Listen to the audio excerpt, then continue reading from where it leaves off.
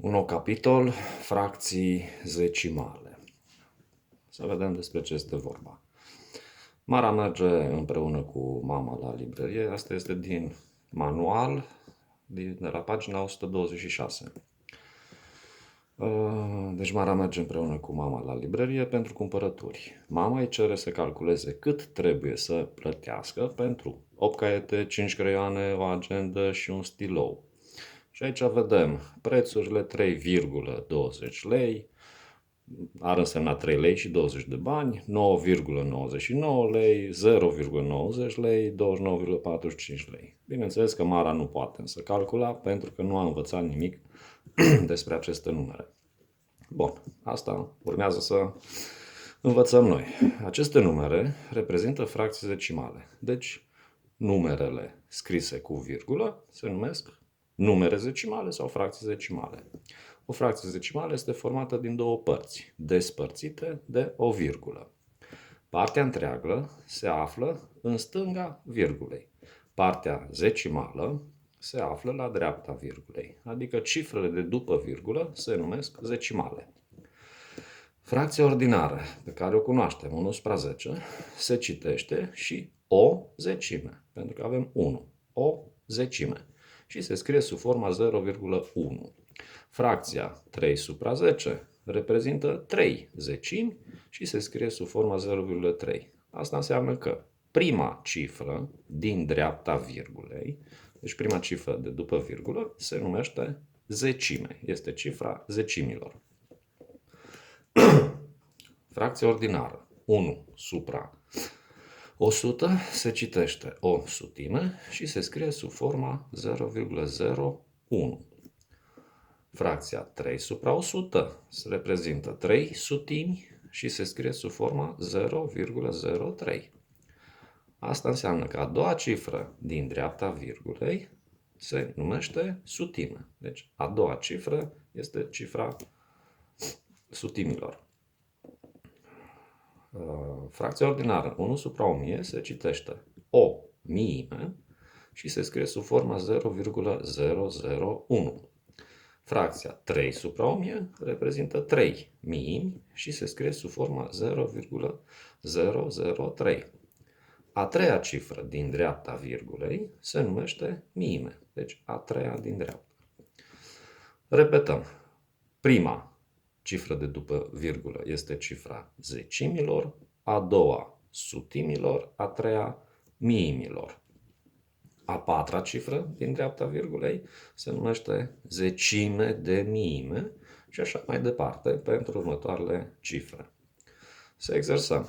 La fracția 9523,706, partea întreagă este 9523, formată din 9523 unități, fiind număr natural. Deci partea întreagă este ce avem până la virgulă. Partea sa zecimală, ce este după virgulă, este formată din 7 zecimi, prima după virgulă, 0 sutimi, a doua după virgulă, și 6 miimi, a treia după virgulă. Și citim 9523,706 sau 9523 întregi și 706 miimi. Se citește miimi, care este ultima zecimală, ultima cifră. Partea întreagă a fracției 47,00513 este număr natural 47, deci partea întreagă, iar partea sa zecimală are 0 zecimi, 0 sutimi, 5 miimi, o zecime de miime, 3 sutimi de miimi. Se citește 47 întregi și 513 sutimi de miimi. Deci, ultima zecimală, repet, ne spune cum citim.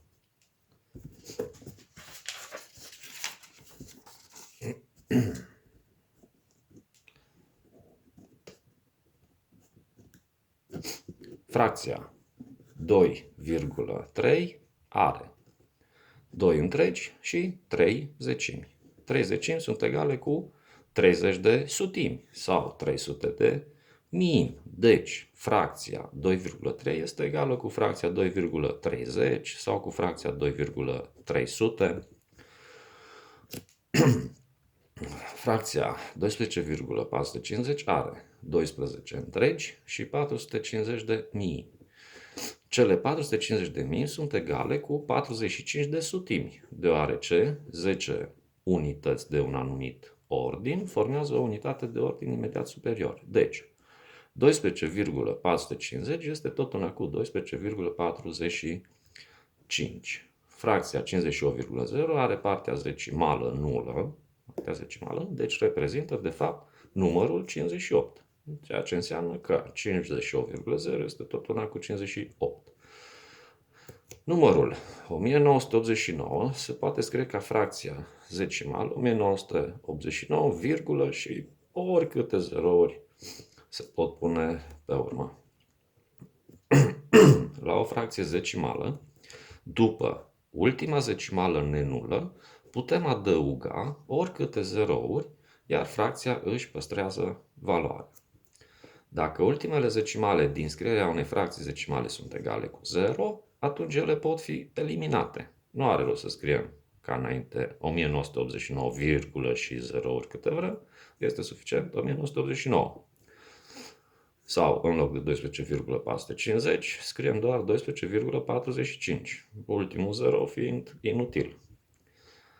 Dacă toate cifrele părții decimale a unei fracții decimale sunt egale cu 0, atunci putem scrie doar partea întreagă, fără zerouri și fără virgulă. Orice număr natural se poate scrie ca o fracție decimală, adăugând în dreapta lui o virgulă, după care vom pune oricâte zerouri sunt necesare. Să exersăm. 17 zecimi. Asta înseamnă 17 supra 10. Reprezintă un întreg care sunt 10 zecimi, și încă 7 zecimi. Deci, 17 supra 10 este egal cu 1,7. 27 de sutimi se pot scrie 27 supra 100, ceea ce înseamnă 0,27. La 327 de sutimi vom lua 300 de sutimi, care formează 3 întregi, și încă 27 de sutimi. Deci, 327 supra 100 se scrie ca 3,27. Dacă o fracție ordinară are numitorul o putere a lui 10, ea se transformă în fracție decimală punând o virgulă la numărul de la numărător, astfel încât fracția decimală obținută să aibă numărul de decimale egal cu exponentul lui 10 de la numitor. Dacă este necesar, completăm cu zerouri în fața numărului. Să exersăm. 56 supra 10. La numitor avem 10, asta înseamnă că, scriind numărul 56, punem virgula, numărând de la dreapta spre stânga o cifră, pentru că avem 10 și atunci numărul este 5,6. Deci o decimală. 7 supra 100. Asta înseamnă că trebuie să punem virgula numărând de la dreapta spre stânga două cifre, dar avem doar 7. Înseamnă că înaintea lui 7 noi putem pune oricâte zerouri vrem. Și este suficient să punem două zerouri, pentru că atunci putem să numărăm două decimale, și anume 1, 2, și am pus virgulă. Deci două decimale, pentru că 100 este 10 la puterea a doua. 23 supra 10.000. Scriem numărul 23 și trebuie să numărăm de la dreapta la stânga 1, 2, 3, 4 cifre. Avem doar 2. Atunci completăm cu 3 zerouri și atunci putem număra 1, 2, 3, 4 cifre, punem virgula și obligatoriu un 0 înainte, pentru că un număr nu poate să înceapă cu virgulă ceva. 11 supra 10 la puterea a 6-a, asta ar înseamnă că trebuie să numărăm 6 cifre. Deci scriem 11 și înaintea lui adăugăm încă 5 zerouri, pentru că atunci putem să numărăm 1, 2, 3, 4, 5, 6. Deci acolo punem virgula și obligatoriu 0 înainte.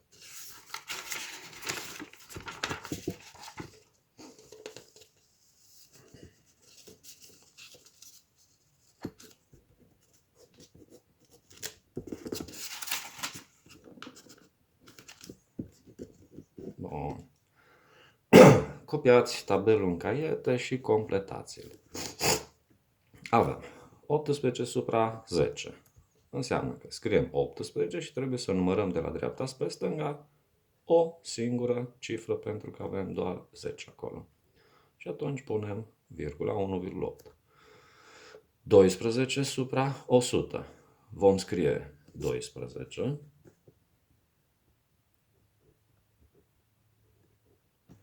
și ne imaginăm că virgula este după 12, pentru că am spus înainte, 12, zerouri câte vrei, este tot una cu 12. Și trebuie să numărăm de la dreapta spre stânga două cifre. Deci, 1, 2. Atunci, acolo vine virgula și obligatoriu completăm cu un 0. 1142 supra 100. Trebuie să punem virgula, deci vom scrie numărul 1142 și numărăm de la dreapta spre stânga două cifre și punem virgula. În continuare, completați voi tabelul. Numărul 0,25 se mai citește și 25 de sutimi. Repet, a doua decimală este cifra sutimilor. Deci se poate scrie ca și 25 supra 100. Numărul 2,85 se citește 2 întregi și 85 de sutimi. Deci 2,85 se mai poate scrie 2 întregi și 85 de sutimi. Introducând întregi în fracții, obținem 285 supra 100. Sau, gândindu-ne cum am transformat înainte, ar fi procedeul invers.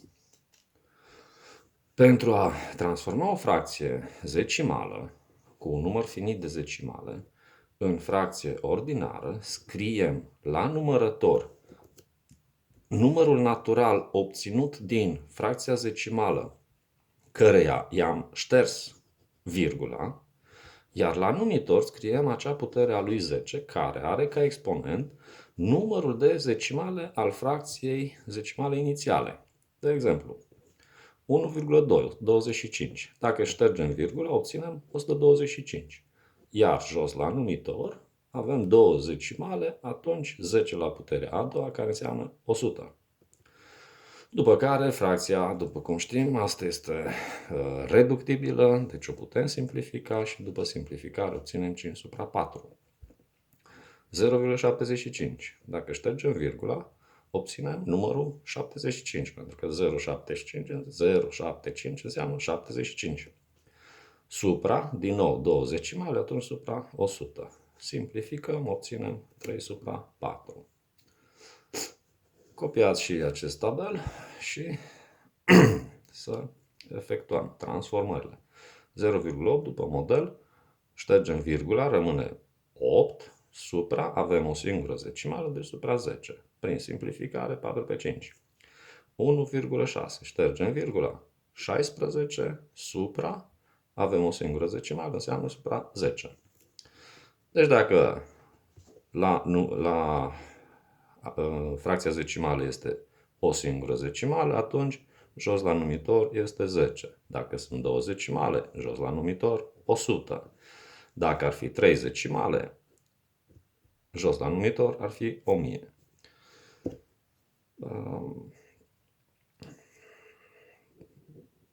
Rezolvați și problemele propuse de la pagina 128. Succes!